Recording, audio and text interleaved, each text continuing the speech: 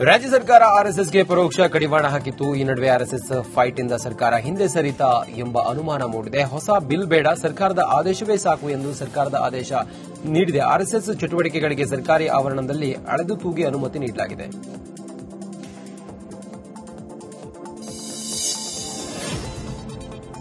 ಖರ್ಗೆ ಕೋಟೆಯಲ್ಲಿ ಪಥಸಂಚಲನ ಜಟಾಪಟಿ ಜೋರಾಗಿದೆ. ಹೈಕೋರ್ಟ್ ಅಂಗಳದಲ್ಲಿ ಪರೇಡ್ ಭವಿಷ್ಯ ನಿರ್ಧಾರ ಆಗಲಿದೆ.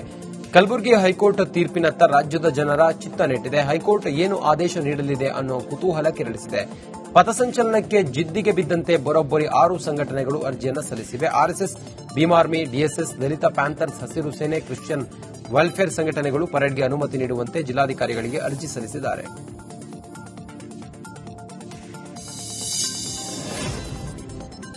ಗಂಗೆಯಷ್ಟು ಪವಿತ್ರವಾಗಿರುವ ಆರ್ಎಸ್ಎಸ್ ಬಗ್ಗೆ ಅನುಮಾನ ಪಡೋದು ಒಂದೇ, ನಿಮ್ಮನ ಹುಟ್ಟಿಸಿದಂತಹ ಜನ್ಮ ಕೊಟ್ಟವರ ಮೇಲೆ ಅನುಮಾನ ಪಡೋದು ಒಂದೇ. ಹೀಗಂತೇಳಿ ಮಾಜಿ ಸಂಸದ ಎಸ್ ಮುನಿಸ್ವಾಮಿ ಕಿಡಿಕಾರಿದ್ದಾರೆ. ಪ್ರಿಯಾಂಕ್ ಖರ್ಗೆ, ಬಿಕೆ ಹರಿಪ್ರಸಾದ್, ಪ್ರದೀಪ್ ಈಶ್ವರ್ ಇವರೆಲ್ಲ ಬಾಯಿಗೆ ಬಂದಂತೆ ಮಾತಾಡ್ತಾ ಇದ್ದಾರೆ. ಆರ್ಎಸ್ಎಸ್ 100ರ ಸಂಭ್ರಮದಲ್ಲಿ ಪಥಸಂಚಲನ ಮಾಡ್ತಾ ಇದೆ ಅಂತ ಹೇಳಿದ್ದಾರೆ. ಡಾಬರ್ಮೆನ್ ನಾಯಿಗಳ ತರ ಗಂಗೆ ಅಷ್ಟೇ ಪವಿತ್ರವಾದಂತ ಆರ್ಎಸ್ಎಸ್ ಅನ್ನ ಅದ್ರ ಬಗ್ಗೆ ಅವಮಾನ ಮಾಡ್ತಾ ಇರ್ತಕ್ಕಂಥದ್ದು, ಅವೇಳನಕಾರಿಯಾಗಿ ಮಾತಾಡ್ತಾ ಇರ್ತಕ್ಕಂಥದ್ದು ಪ್ರಿಯಾಂಕ್ ಖರ್ಗೆ ಇರ್ಬೋದು, ಸಂತೋಷ್ ಲಾಡ್ ಇರ್ಬೋದು, ಆ ಪ್ರದೀಪ್ ಹುಚ್ಚ ವೆಂಕಟ್ ಇರ್ಬೋದು, ಅದೇ ರೀತಿಯಲ್ಲಿ ಅನೇಕ ಜನ ಬಿಕೆ ಹರಿಪ್ರಸಾದ್ ಅವರು ಇರ್ಬೋದು. ಇವರೆಲ್ಲ ಒಳ್ಳೆ ಡಾಬರ್ಮೆನ್ ನಾಯಿಗಳ ತರ ಮಾತಾಡ್ತಾ ಇರ್ತಕ್ಕಂಥದ್ದು ನೋಡಿದೀನಿ ನಾನು. ಅದಕ್ಕೋಸ್ಕರ ನಾನು ಅವ್ರಿಗೆ ಹೇಳೋದಿಷ್ಟೇ, ನೀವೇನಾದ್ರೂ ಸಂಘದ ಬಗ್ಗೆ ಡೌಟ್ ಬಿದ್ರೆ ನಿಮ್ಮ ಜನ್ಮ ಕೊಟ್ಟವ್ರ ಬಗ್ಗೆನೇ ಡೌಟ್ ಬಿದ್ದಷ್ಟೇ, ಇನ್ನೇನು ಬೇರೆ ಏನು ಹೇಳಕ್ಕಾಗಲ್ಲ. ಈ ಗಂಗೆ ಅಷ್ಟೇ ಪವಿತ್ರವಾದಂತ ಸ್ವಯಂ ಸೇವಕ ಸಂಘದ 100ರ ಸಂಭ್ರಮದಲ್ಲಿ ವಿಜಯದಶಮಿ ಎಂದು ಏನು ನಾವು ಪಥಸಂಚಲನ ಮಾಡ್ತಾ ಸಂದರ್ಭದಲ್ಲಿ ಅನೇಕ ಕಡೆ ಅಡೆತಡೆಗಳನ್ನ ಹಾಕ್ತಾ ಇರ್ತಕ್ಕಂಥದ್ದು ಸಿದ್ದರಾಮಯ್ಯನವರ ಸರ್ಕಾರ. ಗಂಗೆ ಅಷ್ಟೇ ಪವಿತ್ರ. ರಾಜ್ಯದಲ್ಲಿ ಆರ್ಎಸ್ಎಸ್ ಚಟುವಟಿಕೆಗಳಿಗೆ ಸರ್ಕಾರ ಪರೋಕ್ಷವಾಗಿ ಅಂಕುಶ ಹಾಕಿದೆ. ಈ ವಿಚಾರಕ್ಕೆ ಮಂತ್ರಾಲಯ ಮಠದ ಪೀಠಾಧಿಪತಿ ಶ್ರೀ ಸುಬುಧೇಂದ್ರ ತೀರ್ಥರು ಪ್ರತಿಕ್ರಿಯಿಸಿದ್ದಾರೆ. ಮಂತ್ರಾಲಯದಲ್ಲಿ ಮಾತನಾಡಿದವರು, ಆರ್ಎಸ್ಎಸ್ ರಾಜಕೀಯ ಪಕ್ಷವೂ ಅಲ್ಲ, ದೇಶದ್ರೋಹಿ ಪಕ್ಷವೂ ಅಲ್ಲ. ಆರ್ಎಸ್ಎಸ್ ದೇಶದ ಭದ್ರತೆ, ಐಕ್ಯತೆ, ದೇಶದ ಬಗ್ಗೆ ಅಭಿಮಾನ ಮೂಡಿಸುವ ಸಂಸ್ಥೆ. ಅಂತಹ ಸಂಸ್ಥೆಯಲ್ಲಿ ಪ್ರತಿಯೊಬ್ಬರೂ ಭಾಗಿಯಾಗಬೇಕು. ದೇಶದ ಶ್ರೇಷ್ಠತೆ, ಸಮಗ್ರತೆಗಾಗಿ ಹೋರಾಡಬೇಕು. ಇದು ಪ್ರತಿಯೊಬ್ಬ ನಾಗರಿಕರ ಕರ್ತವ್ಯ. ಸಂವಿಧಾನದಲ್ಲಿ ಎಲ್ಲರಿಗೂ ವ್ಯಕ್ತಿ ಸ್ವಾತಂತ್ರ್ಯ ನೀಡಿದ್ದಾರೆ. ಯಾರು ಬೇಕಾದರೂ ಸ್ವಇಚ್ಛೆಯಿಂದ ಆರ್ಎಸ್ಎಸ್ನಲ್ಲಿ ಭಾಗಿಯಾಗಬಹುದು ಅಂತ ಹೇಳಿದರು. ಯಾವುದೇ ಒಂದು ರಾಜಕೀಯ ಪಕ್ಷವೂ ಅಲ್ಲ ಅಥವಾ ದೇಶದ್ರೋಹಿ ಪಕ್ಷವೂ ಅಲ್ಲ.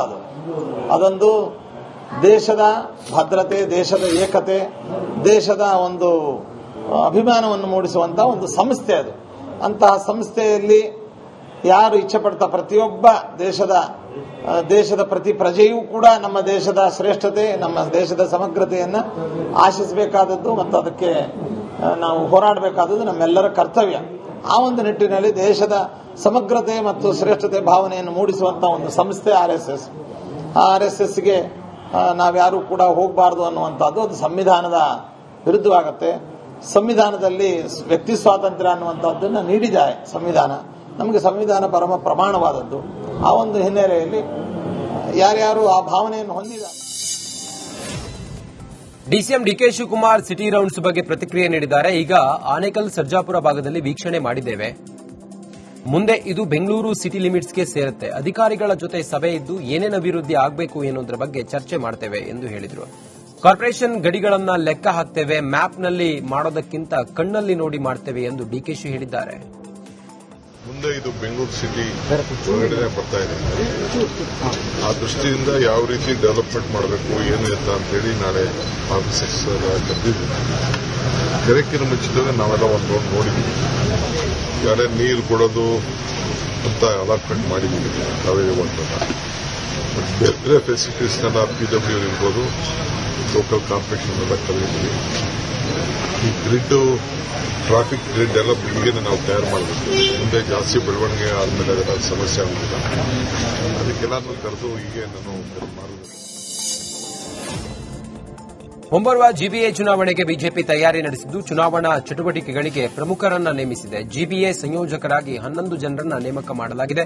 ವಿಜೇಂದ್ರ ಅಶೋಕ್, ಚಲವಾದಿ ನಾರಾಯಣಸ್ವಾಮಿ, ಡಿವಿ ಸದಾನಂದಗೌಡ, ಸುರೇಶ್ ಕುಮಾರ್, ಶೋಭಾ ಕರಂದ್ಲಾಜೆ, ಪಿಸಿ ಮೋಹನ್, ಡಾ ಸಿಎನ್ ಅಶ್ವಥ್ ನಾರಾಯಣ್, ತೇಜಸ್ವಿ ಸೂರ್ಯ, ಡಾ ಕೆ ಸುಧಾಕರ್, ನಂದೀಶ್ ರೆಡ್ಡಿ ನೇಮಕ ಆಗಿದ್ದಾರೆ. ಸಂಘಟನಾ ಜಿಲ್ಲೆಯ ಪ್ರಮುಖರಾಗಿ ಜಿಲ್ಲಾಧ್ಯಕ್ಷರಾದ ಸಿಕೆ ರಾಮಮೂರ್ತಿ, ಎಸ್ ಹರೀಶ್, ಸಪ್ತಗಿರಿ ಗೌಡ, 5 ಪಾಲಿಕೆಗಳ ಪ್ರಮುಖರು ಸಹ ನೇಮಕಗೊಂಡಿದ್ದಾರೆ.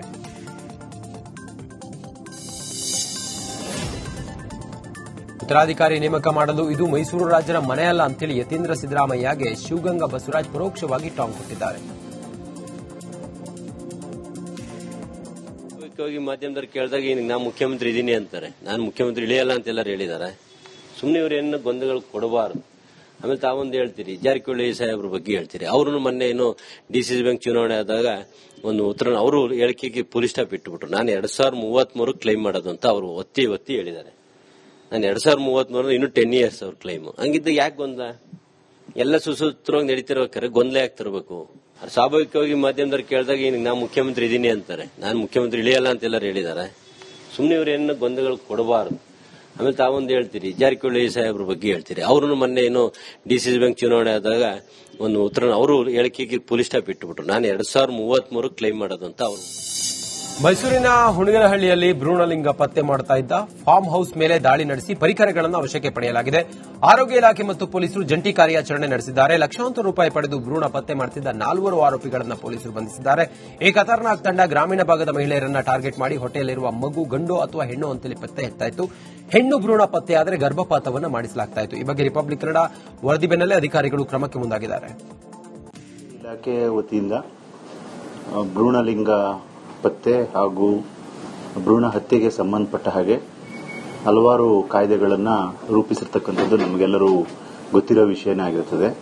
ಈ ವಿಷಯಕ್ಕೆ ಸಂಬಂಧಪಟ್ಟ ಹಾಗೆ ಮೈಸೂರು ಆರೋಗ್ಯ ಇಲಾಖೆ ಹಾಗೂ ಮಂಡ್ಯ ಆರೋಗ್ಯ ಇಲಾಖೆ ಒಳಗೊಂಡಂತೆ ರಾಜ್ಯ ಮಟ್ಟದ ಏನು ಕೆಪಿಎಂಇ ಪಿಸಿಪಿಎನ್ಡಿಟಿ ಉಪನಿರ್ದೇಶಕರಿದ್ದಾರೆ ಅವರ ನೇತೃತ್ವದಲ್ಲಿ ಹಾಗೂ ಈ ಒಂದು ಪಿಸಿಪಿಎನ್ಡಿಟಿ ಕಾಯ್ದೆಯನ್ನ ಯಶಸ್ವಿ ಅನುಷ್ಠಾನ ಮಾಡಲೇಬೇಕು ಅಂತಕ್ಕಂಥ ಸರ್ಕಾರದ ಸುತ್ತೋಲೆಯ ಅನುಗುಣವಾಗಿ ನಾವು ನಿನ್ನೆ ಒಂದು ಡೆಕಾಯ್ ಆಪರೇಷನ್ ಅನ್ನ ಮಾಡಿರ್ತೇವೆ. ಮೈಸೂರಿನಲ್ಲಿ ಭ್ರೂಣಲಿಂಗ ಪತ್ತೆ ಪ್ರಕರಣಕ್ಕೆ ಪ್ರತಿಕ್ರಿಯಿಸಿರುವ ಆರೋಗ್ಯ ಸಚಿವ ದಿನೇಶ್ ಗುಂಡೂರಾವ್, ಹೆಣ್ಣು ಭ್ರೂಣ ಹತ್ಯೆ ಸಾಮಾಜಿಕ ಪಿಡುಗು, ಭ್ರೂಣ ಹಂತಕರನ್ನ ಸೆರೆ ಹಿಡಿಯಲಾಗಿದೆ. ಎಷ್ಟೇ ದೊಡ್ಡವರು ಈ ಕೃತ್ಯದಲ್ಲಿ ಭಾಗಿಯಾಗಿದ್ದರೂ ಕ್ರಮ ಕೈಗೊಳ್ಳುತ್ತೇವೆ ಅಂತ ಹೇಳಿ ಟ್ವೀಟ್ ಮಾಡಿ ಎಚ್ಚರಿಕೆ ನೀಡಿದ್ದಾರೆ.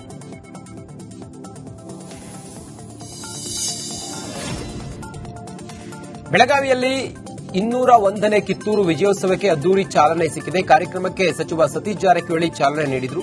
ವಿವಿಧ ಮಠಾಧೀಶರ ಸಮ್ಮುಖದಲ್ಲಿ ದೀಪ ಬೆಳಗಿಸುವ ಮೂಲಕ ಕಾರ್ಯಕ್ರಮಕ್ಕೆ ಚಾಲನೆ ನೀಡಲಾಯಿತು. 3 ದಿನಗಳ ಕಾಲ ನಡೆಯುವಂತಹ ಕಿತ್ತೂರು ಉತ್ಸವಕ್ಕೆ ಕಿತ್ತೂರು ಸಂಸ್ಥಾನದ ಕಲ್ಮಠ ಮಡಿವಾಳ ರಾಜಯೋಗೀಂದ್ರ ಶ್ರೀಗಳು, ಬೈಲೂರ ನಿಷ್ಕಲಮಠ ಮಂಟಪದ ನಿಜಗುಣಾನಂದ ಸ್ವಾಮೀಜಿ, ಪಂಚಮಸಾಲಿ ಪೀಠದ ಬಸವ ಜಯ ಮೃತ್ಯುಂಜಯ ಸ್ವಾಮೀಜಿಯೂ ಕೂಡ ಭಾಗಿಯಾಗಿದ್ದರು.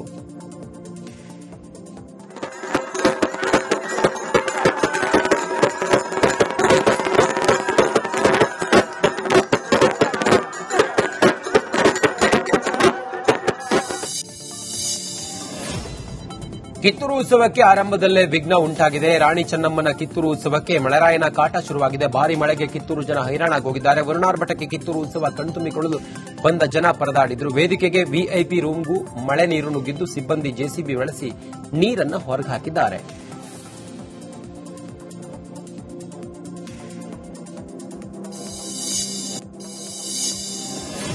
ಇತಿಹಾಸ ಪ್ರಸಿದ್ಧ ಶ್ರೀ ಕಾರ್ಯಸಿದ್ದೇಶ್ವರ ಸ್ವಾಮಿ ರಥೋತ್ಸವ ವಿಜೃಂಭಣೆಯಿಂದ ಜರುಗಿದೆ.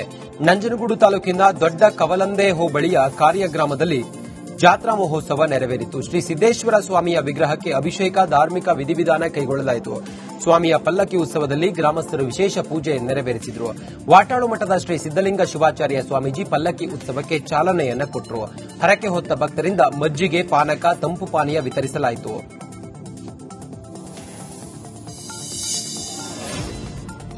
ಶ್ರೀ ಸಿದ್ದೇಶ್ವರ ಸ್ವಾಮಿ ರಥೋತ್ಸವದ ಆರಂಭದಲ್ಲಿಯೇ ರಥದ ದಟ್ಟ ಮುರಿದಿದೆ. ನಂಜನಗೂಡು ತಾಲೂಕಿನ ದೊಡ್ಡ ಕವಲಂದೆ ಹೋಬಳಿಯ ಕಾರ್ಯಗ್ರಾಮದಲ್ಲಿ ಘಟನೆ ನಡೆದಿದೆ.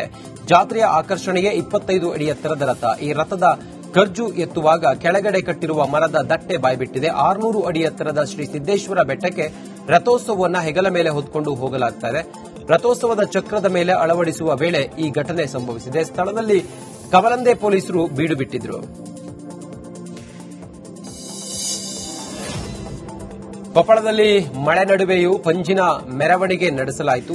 ವಾಲ್ಮೀಕಿ ನಾಯಕ ಸಮಾಜದಿಂದ ಮೆರವಣಿಗೆ ಮಾಡಿ ಮಾಜಿ ಸಂಸದ ರಮೇಶ್ ಕತ್ತಿ ವಿರುದ್ಧ ಆಕ್ರೋಶ ಹೊರಹಾಕಿದ್ರು. ಬಳಿಕ ರಮೇಶ್ ಕತ್ತಿಯನ್ನು ಬಂಧಿಸಬೇಕು ಅಂತೇಳಿ ಒತ್ತಾಯಿಸಿ ಘೋಷಣೆಯನ್ನು ಕೂಗಿ ಆಕ್ರೋಶ ಹೊರಹಾಕಿದ್ದಾರೆ.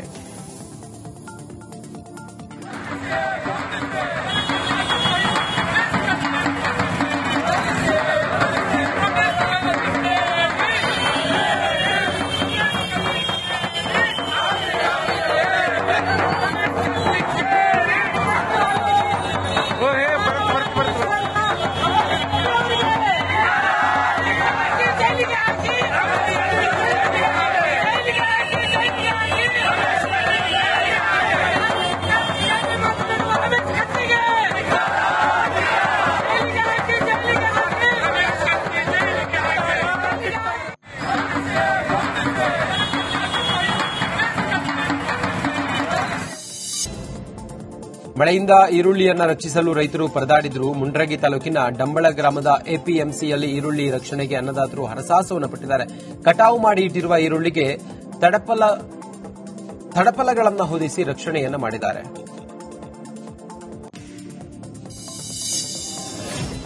ಚಿಕ್ಕಮಗಳೂರಿನಲ್ಲಿ ಗಾಳಿ ಮಳೆ ಅಬ್ಬರ ಜೋರಾಗಿದ್ದು ಮೂಡಿಗೆರೆ ರಾಷ್ಟ್ರೀಯ ಹೆದ್ದಾರಿಯಲ್ಲಿ ಮರ ಧರೆಗುರುಳಿದೆ. ಮರ ಬಿದ್ದ ಹಿನ್ನೆಲೆ ಕಿಲೋಮೀಟರ್ ಗಟ್ಟಲೆ ಟ್ರಾಫಿಕ್ ಜಾಮ್ ಉಂಟಾಗಿತ್ತು. ಪೊಲೀಸರು ಹಾಗೂ ಸ್ಥಳೀಯರು ತೆರವು ಕಾರ್ಯಾಚರಣೆಯನ್ನು ನಡೆಸಿದ್ರು. ಆಲ್ದೂರು ಪೊಲೀಸ್ ಠಾಣಾ ವ್ಯಾಪ್ತಿಯಲ್ಲಿ ಘಟನೆ ನಡೆದಿದೆ.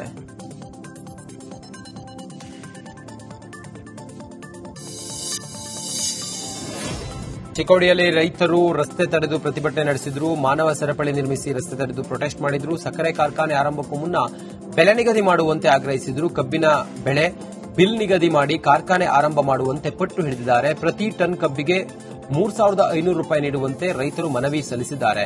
ತಹಶೀಲ್ದಾರ್ ಮೂಲಕ ರೈತ ಸಂಘಟನೆಗಳು ಸರ್ಕಾರಕ್ಕೆ ಮನವಿಯನ್ನ ಮಾಡಿದ್ದಾವೆ.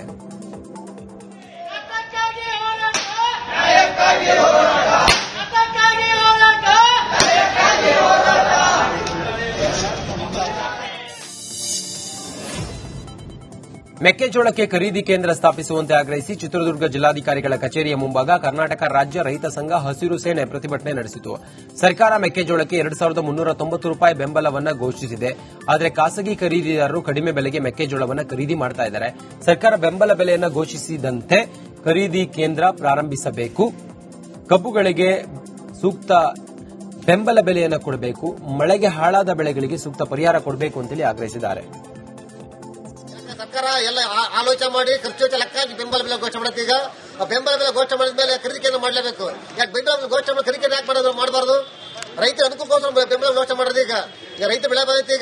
ಈಗ ಖರೀದಿ ಕೇಂದ್ರ ಮಾಡಲೇಬೇಕು. ಖರೀದಿ ಕೇಂದ್ರ ಮಾಡಲಿಲ್ಲ ಮುಂದಿನ ವಾರದಲ್ಲಿ ತೀರ್ಮಾನ ಮೀಟಿಂಗ್ ನಾಡು.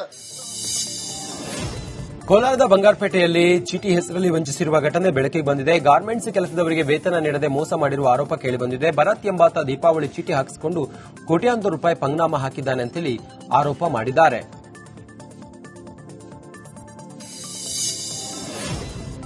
ಗಂಡನ ಅನಂತಿಕ ಸಂಬಂಧವನ್ನ ಪ್ರಶ್ನೆ ಮಾಡಿದ್ದಕ್ಕೆ ಪತ್ನಿ ಮೇಲೆ ಹಲ್ಲೆ ಪ್ರಕರಣಕ್ಕೆ ಟ್ವಿಸ್ಟ್ ಸಿಕ್ಕಿದೆ. ಬಿಂಬಲವಾಡ ಗ್ರಾಮದ ರಾಕೇಶ್ ಹೊಸಮನಿ ಹಲ್ಲೆ ಮಾಡಿದ್ದು ನಾನಲ್ಲ, ನನ್ನ ಹೆಂಡತಿ ಹಾಗೂ ಅವರ ಸಂಬಂಧಿಕರು ಅಂತೇಳಿ ಹೇಳ್ತಾ ಇದ್ದೇನೆ. ಕಳೆದ 2 ವರ್ಷಗಳಿಂದ ನನಗೆ ಹಾಗೂ ನನ್ನ ಹೆಂಡತಿ ಮನೆಯವರಿಗೆ ಆಸ್ತಿ ವಿಚಾರಕ್ಕೆ ಜಗಳ ಆಗಿತ್ತು. ಕೇಸ್ ಸಹ ಕೋರ್ಟ್ನಲ್ಲಿತ್ತು. ಮೊನ್ನೆ ಏಕಾಏಕಿ ಅವರ ಮನೆಯವರನ್ನ ಕರೆದುಕೊಂಡು ಬಂದು ನನ್ನ ಮೇಲೆ, ನನ್ನ ಕುಟುಂಬದ ಸದಸ್ಯರ ಮೇಲೆ ಹಲ್ಲೆ ಮಾಡಿದ್ದಾರೆ. ನನ್ನ ತಲೆ ಗಂಭೀರ ಗಾಯಗಳಾಗಿದ್ದಾವೆ. ತಂದೆಗೂ ಕೂಡ ಗಾಯ ಆಗಿದೆ. ಈ ಬಗ್ಗೆ ಚಿಕ್ಕೋಡಿ ಪೊಲೀಸ್ ಠಾಣೆಯಲ್ಲಿ ಕೇಸ್ ದಾಖಲಿಸಿದ್ದೇನೆ ಅಂತ ರಾಕೇಶ್ ಹೊಸಮನಿ ಸ್ಪಷ್ಟನೆ ನೀಡಿದ್ದಾನೆ.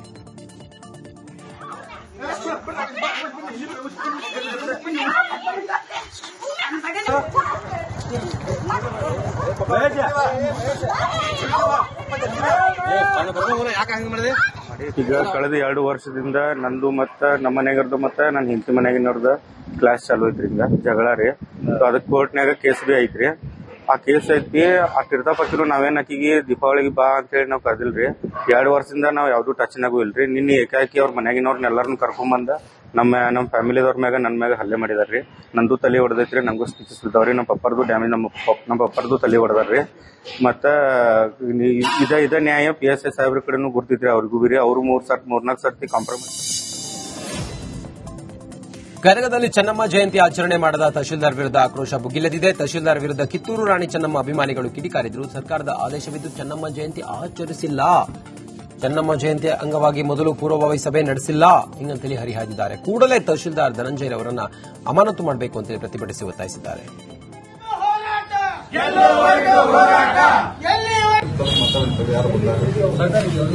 ಮಾನ್ಯ ಗದಗ ಜಿಲ್ಲಾಧಿಕಾರಿಗಳೇ, ಚಿತ್ರದುರ್ಗ ನಗರಸಭಾ ಸದಸ್ಯರ ಅಹಮದಾಬಾದ್, ಚಂಡೀಗಢ ನಗರಗಳ ಪ್ರವಾಸ ಖಂಡಿಸಿ ಕರುನಾಡ ವಿಜಯ ಸೇನೆ ಪ್ರತಿಭಟನೆ ನಡೆಸಿದೆ. ಸ್ವಚ್ಛ ಭಾರತ 2.0 ಸಾಮರ್ಥ್ಯ ಅಭಿವೃದ್ಧಿ ಯೋಜನೆಯಡಿ ಘನತ್ಯಾಜ್ಯ ನಿರ್ವಹಣೆ ಕುರಿತು ಅಧ್ಯಯನ ಪ್ರವಾಸ ಕೈಗೊಳ್ಳಲಾಗಿದೆ. ಆದರೆ ನಗರಸಭಾ ಸದಸ್ಯರ ಅಧಿಕಾರ ಅವಧಿ ಇದೇ ತಿಂಗಳ 31ಕ್ಕೆ ಮುಗಿದು ಹೋಗುತ್ತೆ. ಇವರ ಪ್ರವಾಸದಿಂದ ಏನು ಪ್ರಯೋಜನ ಅಂತೇಳಿ ಎಲ್ಲ ನಷ್ಟ ಆಗುತ್ತೆ, ನಮ್ಮ ತೆರಿಗೆ ಹಣ ಅಂತೇಳಿ ಎಲ್ಲ ಆಕ್ರೋಶವನ್ನು ಹೊರಹಾಕಿದ್ದಾರೆ. ಮನವಿ ಸಲ್ಲಿಸಿದ್ದಾರೆ ಡಿಸಿಗೆ. ಏನು ಈಗಾಗಲೇ ಅಹಮದಾಬಾದ್ ಮತ್ತು ಚಂಡೀಗಢ ಇದಕ್ಕೆ ಸಮರ್ಥ ಅಭಿವೃದ್ಧಿ ಉಪಘಟಕದ ಏನು ಘನತ್ಯಾಜ್ಯ ನಿರ್ವಹಣೆ ಅಧ್ಯಯನ ಕೊಟ್ಟಿರ್ತಕ್ಕಂಥ ಮುಟ್ಟಾಳ ನಗರಸಭಾ ಸದಸ್ಯರು, ಅಧ್ಯಕ್ಷರು, ಪೌರಾಯುಕ್ತರು ಮತ್ತು ಜಿಲ್ಲಾಡಳಿತ ಇಲ್ಲಿ ಸಾರ್ವಜನಿಕರ ಹಣವನ್ನ ಪೋಲ್ ಮಾಡ್ತಾ ಇದೆ ಅನ್ನೋದಕ್ಕೆ ಇದೊಂದು ನಿರ್ದಿಷ್ಟ ಸಾಕ್ಷಿ. ಸ್ವಾಮಿ, ಇದು ಸಾರ್ವಜನಿಕರ ಹಣದಲ್ಲಿ ನೀವು ಹೋಗ್ತಿರ್ತಕ್ಕಂಥದ್ದು ಖಂಡನೀಯ. ನಾವು ಸ್ವಾಭಿಮಾನಿ ಕರುನಾಡ ವಿಜಯ ಸೇನೆ ಸಂಘಟನೆಯವರು ಸ್ವಾಭಿಮಾನಿಗಳು. ಕೋಲಾರದ ಲಕ್ಕೂರು ಗ್ರಾಮದಲ್ಲಿ ಕಸಾಯಿಖಾನೆಗೆ ಕೊಂಡೊಯ್ತಾ ಇದ್ದ ಹಸುಗಳನ್ನು ರಕ್ಷಿಸಲಾಗಿದೆ. 2 ಕ್ಯಾಂಟರ್ಗಳಲ್ಲಿ ಸಾಗಿಸ್ತಾ ಇದ್ದ 20ಕ್ಕೂ ಹೆಚ್ಚು ರಾಸುಗಳನ್ನು ರಕ್ಷಿಸಲಾಗಿದೆ. ಹಸುಗಳನ್ನು ಮತ್ತು ಕ್ಯಾಂಟರ್ ಮಾಲೀಕರನ್ನ ಮಾಲೂರು ಪೊಲೀಸರು ವಶಕ್ಕೆ ಪಡೆದಿದ್ದಾರೆ. ಮಾಲೂರು ಪೊಲೀಸ್ ಠಾಣಾ ವ್ಯಾಪ್ತಿಯಲ್ಲಿ ಘಟನೆ ನಡೆದಿದೆ.